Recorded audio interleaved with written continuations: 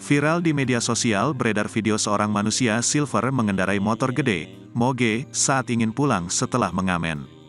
Berdasarkan informasi yang dihimpun, manusia silver itu mengamen di kawasan Bundaran Mastrip, Kabupaten Jember, Jawa Timur. Pengendara moge tersebut mengamen dengan cara mengecat sekujur tubuh dengan cat warna silver bersama dua rekannya. Dikutip dari unggahan akun Instagram, tampak ketiganya membawa kardus guna meminta uang kepada para pengguna jalan. Perekam terlihat sengaja mendokumentasikan manusia silver yang mengendarai moge tersebut.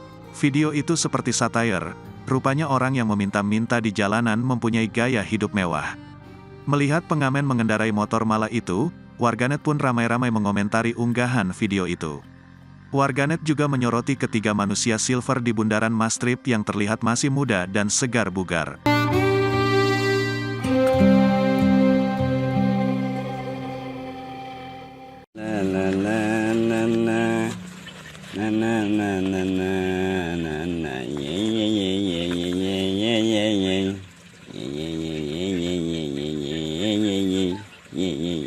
Terima kasih sudah nonton.